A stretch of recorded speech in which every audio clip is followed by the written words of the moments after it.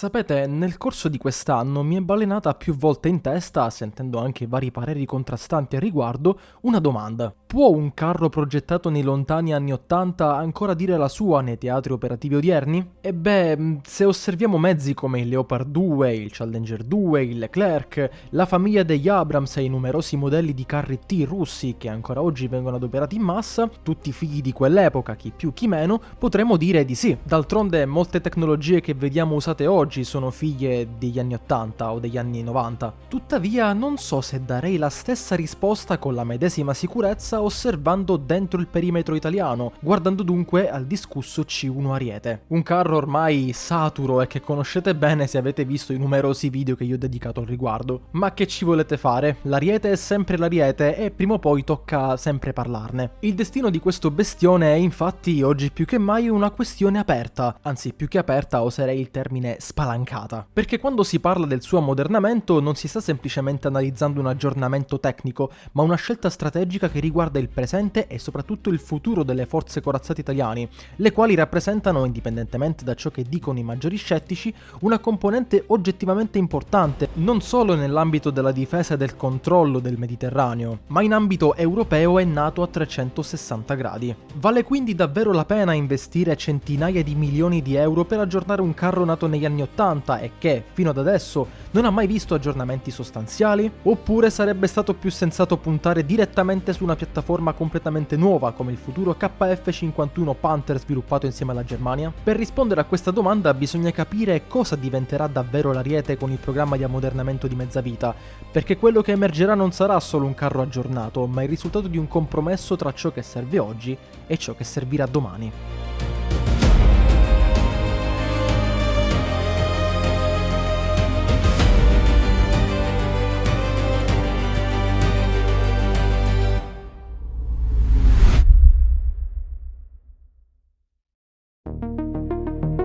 Come già accennato, il C1 Ariete nasce in un contesto completamente diverso da quello attuale.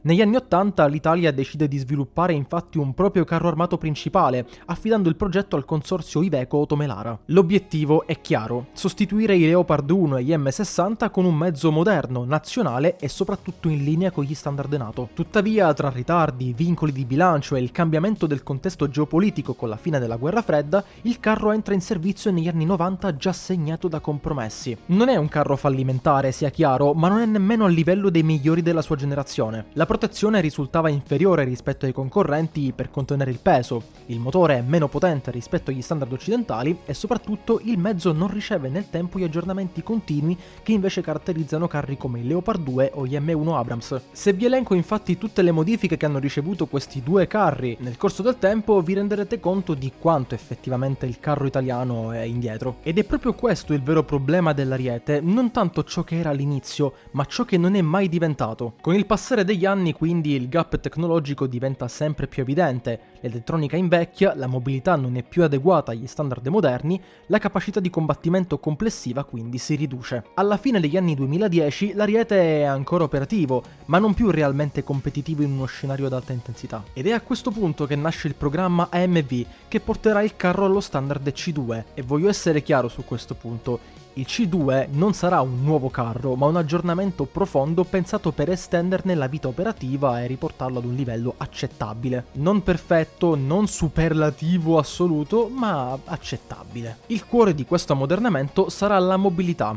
Il vecchio motore Fiat Iveco MTCA V12 da circa 1250 cavalli rappresentava uno dei principali limiti del cingolato. Affidabile sì, ma sottodimensionato. Con il C2 invece questo propulsore viene sostituito da una versione completamente aggiornata, sviluppata da Iveco Defense Vehicles, dotata di tecnologia Common Rail e gestione elettronica avanzata. La potenza dunque sale a circa 1500 cavalli, ma il cambiamento più importante riguarda la coppia e la risposta del motore, ora molto più efficiente e gestibile. A questo si aggiungono anche una trasmissione ZF aggiornata, un sistema frenante completamente nuovo e cingoli più larghi che migliorano la trazione e la stabilità del mezzo. Il risultato è dunque un carro finalmente allineato agli standard occidentali in termini di mobilità, capace di muoversi con maggiore sicurezza e reattività in ogni tipo di terreno. Ma la trasformazione ovviamente non si ferma qui. All'interno della torretta il cambiamento è altrettanto profondo. Il sistema di tiro TURMS, ormai datato, viene sostituito con una soluzione digitale sviluppata da Leonardo e derivata elevata da quella del Centauro 2. Nuove ottiche stabilizzate, sensori termici di ultima generazione e un calcolatore balistico avanzato permetteranno quindi al carro di individuare e colpire bersaglie con una precisione e una rapidità nettamente superiori. Non che prima il carro non fosse in grado di farlo, solo che adesso lo farà meglio. Il cannone invece, secondo le mie fonti, resterà lo stesso,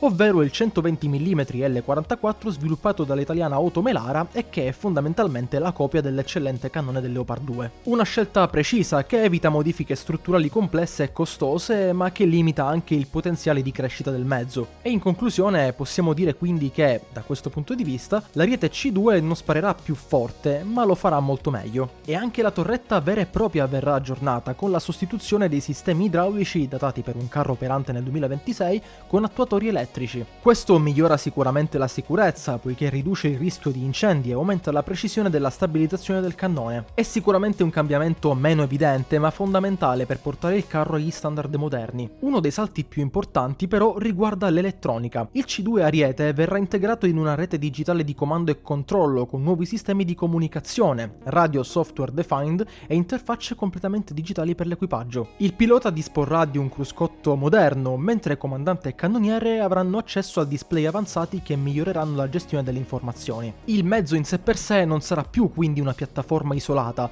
ma un nodo all'interno di un sistema più ampio, ed è questo che cambia davvero il modo in cui si combatte. Sul fronte della sopravvivenza poi verranno introdotti anche nuovi sistemi antincendio e antiesplosione, oltre a miglioramenti nella protezione passiva con blindature modulari come la corazza War e la PSO e maggiore resistenza contro mini e ordigni improvvisati. Tuttavia anche qui non si assiste di certo ad una rivoluzione. La struttura base infatti resta quella originale, con munizioni quindi stivate alla Leopard 1 style, quindi stivate in parte proprio accanto al pilota, e non verranno nemmeno introdotti sistemi di protezione attiva, pur essendo teoricamente compatibili col carro. Il risultato quindi è un Ariete sì più sicuro, ma non a livello dei più moderni MBT occidentali, i quali dispongono, a seconda ovviamente delle configurazioni, di APS o blowout panels di sorta per deviare eventuali esplosioni generate da una detonazione delle munizioni in torretta. Alla fine quindi di tutto questo processo, l'Ariete C2 sarà un mezzo profondamente trasformato, più mobile, più preciso, più connesso e per quanto possibile più sicuro, anche se resterà nella sua essenza un carro progettato comunque negli anni 80. Ed è proprio questo che ci porta alla domanda iniziale del video: ha davvero senso investire in questo ammodernamento, considerando che il futuro punta verso piattaforme completamente nuove come il KF-51 Panther? La risposta non è scontata e sta nel ruolo che si assegnerà al C2 Ariete. Se lo si considera come un investimento sul lungo periodo, allora no, non è la soluzione definitiva, perché non può competere banalmente con un carro di nuova concezione progettato per i conflitti del XXI secolo. Ma se lo si guarda come una soluzione intermedia, la prospettiva cambia completamente, perché sviluppare e acquisire un nuovo carro richiede tempo,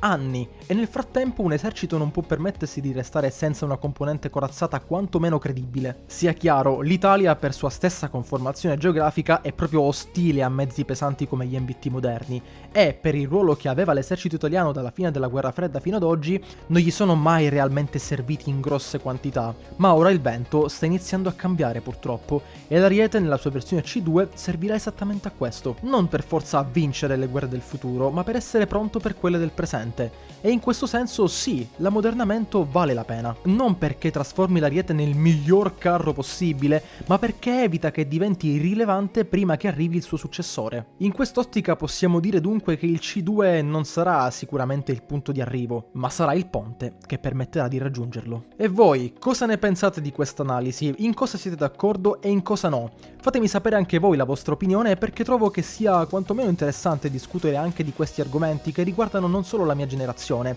ma quella precedente e soprattutto quella del futuro, che spero non dovranno mai assistere o ancora peggio partecipare ad una possibile guerra su larga scala come l'hanno vissuta i nostri padri o i nostri nonni. Ma questo ce lo potrà dire solo il tempo, anche se si spera sempre in bene. E quindi detto questo, io penso che il video possa finire qua. Io spero veramente vi sia piaciuto, mi raccomando vi ricordo di iscrivervi, di commentare, soprattutto di condividere il video, e noi ci rivediamo appunto ad un prossimo video. Ciao ragazzi!